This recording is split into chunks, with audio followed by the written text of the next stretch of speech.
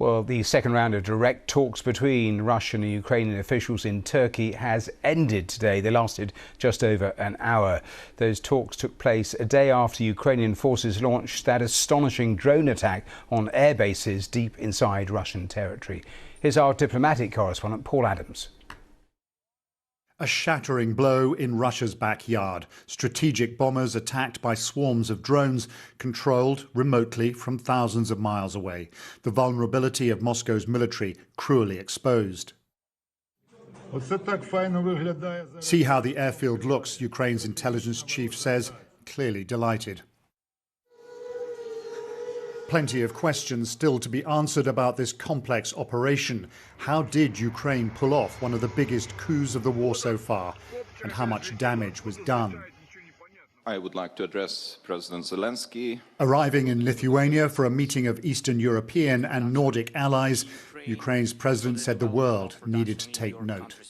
Europe, together with America, has better weapons than Russia. We also have stronger tactical solutions. Our Operation Spiderweb yesterday proved that. Russia must feel what its losses mean. That is what will push it toward diplomacy. Back home, a city digesting yesterday's dramatic news, unsure after so much suffering whether it makes the country any safer. Maybe after an attack on their aircraft, they will start thinking differently and understand that we are capable of doing things. Thank you. I think it will not be over until they occupy us, unfortunately. I don't think anything will change. Those bandits won't be content with anything. They only be content when they destroy all of us. I'm sorry. The audacity and ingenuity of yesterday's Ukrainian attacks almost beggar belief. They'll be discussed for years to come. Will they change the course of the war? Possibly not. But on a day when delegations are once again discussing the possibility of a ceasefire, the message is clear. Ukraine is not weak, and it will not settle for peace on Russia's or even America's terms. In Istanbul, the two sides have arrived. Talks have begun. With no sign that Russia has changed its demands, it's not at all clear what, if anything, can be achieved. Paul Adams, BBC News, Kyiv. Let's go live to Istanbul where those talks were happening. Hugo Bachega is there for us. And Hugo, as I was saying just now, those talks broke up just after about an hour's worth of duration. What do we know in terms of what has come out of it?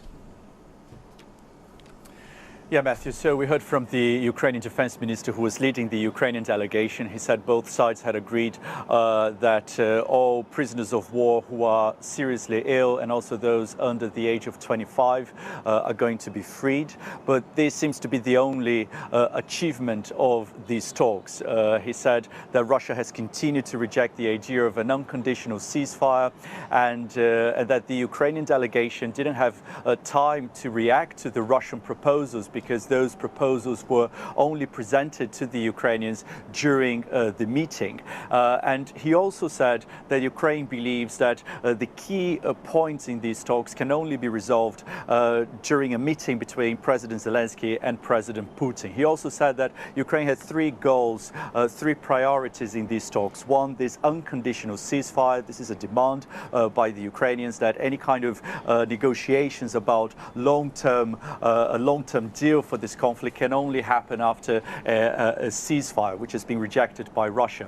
The Ukrainians also want prisoners of war to be released and also the children who were taken from Ukraine into Russia to be returned to Ukraine. Hundreds of children were forcibly removed from Ukraine during the war. And finally, the Ukrainians want this meeting between President Zelensky and President Putin to happen. The Ukrainians have suggested that this meeting should happen by the end of the month, and if that doesn't happen, that sanctions must be imposed on Russia. So I think there's still questions about Russia's real intentions in these negotiations here. And Hugo, give me a sense of the mood amongst the delegations. We were just playing Paul Adams' report, those drone attacks yesterday that have snatched so many headlines. Did you get a sense from both sides of that being very apparent as a backdrop here?